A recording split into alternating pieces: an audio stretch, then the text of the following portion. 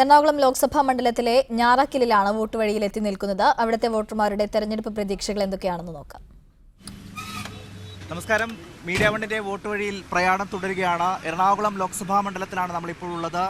ഈ ലോക്സഭാ മണ്ഡലത്തിലെ തന്നെ ഏറ്റവും ശക്തമായ രാഷ്ട്രീയ ചർച്ചകൾ നടക്കുന്ന ഞാറക്കലാണ് ഇന്നത്തെ നമ്മുടെ പര്യടനം തുടങ്ങുന്നത്. പി രാജീവും ഹൈബീഡനും അൽഫോൺസ് കണ്ണന്താനവും മത്സരത്തിനിറങ്ങുന്ന ശക്തമായ മത്സരം നടക്കുന്ന ഇവിടെ ഞാറക്കൽ ഭാഗത്തുള്ള വോട്ടർമാർക്ക് എന്താണ് പറയാനുള്ളത് എന്ന് നമുക്ക് നോക്കാം. ചേട്ടാ, ശക്തമായ മത്സരമാണ് എറണാകുളം ലോക്സഭാ മണ്ഡലത്തിൽ നടക്കുന്നതെന്നാണ് പൊതുവെയുള്ള വിലയിരുത്തൽ. ഒരു മാറ്റം ഇത്തവണ ഉണ്ടാകുമോ? തീർച്ചയായിട്ടും ഇത് പൊതുവേ ഒരു കോൺഗ്രസ് മണ്ഡലമായിട്ടാണ് അറിയപ്പെടുന്നത്.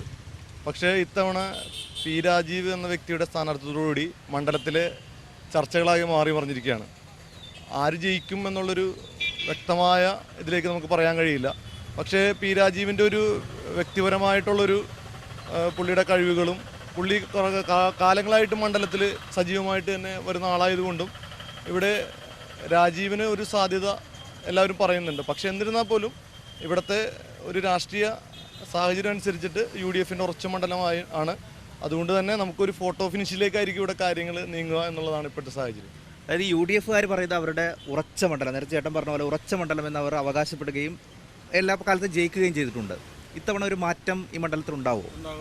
ഈ പാർലമെന്റ് മണ്ഡലത്തിൽ KB തോമസാണ് ഇവിടെ നിന്ന് മത്സരിച്ച് എല്ലാ പ്രാവശ്യം ജയിക്കണത്.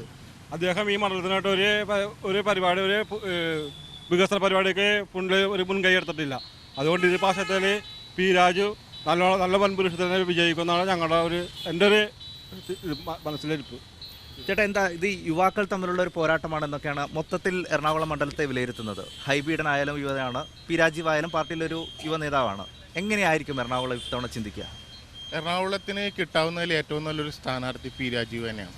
പി രാജീവ് വൻഭൂരിഷത്തിൽ തന്നെ ജയിച്ച് എറണാകുളത്തിൻ്റെ MP ആയി ലോക്സഭയിൽ പോയിരിക്കും. അതാണ് ഞങ്ങൾക്ക് പറയാനുള്ളത്. ഹൈബി ഇവിടെ തന്നെ വളർന്ന, ഇവിടെ തന്നെ എല്ലാ കാര്യങ്ങളിലും ഇടപെടുന്ന ഒരു MLA ആയിട്ടാണ് വരുന്നത്. ഇപ്പോൾ പി രാജീവ് വരികയാണല്ലോ. എങ്ങനെയാണ് ഇപ്പോൾ ഇവിടുത്തെ ഒരു മത്സരമൊക്കെ? പി രാജീവ് നല്ല ജയിക്കും. ചേട്ടാ, എങ്ങനെയാണ്? അയ്യമ്പളിക്കാരാണ്, ഞാൻ ഒരു മത്സരമാണ്. അപ്പം പി രാജീവ് എങ്ങനെയായാലും നല്ല ഭൂരിഷത്തിൽ ചെയ്യും.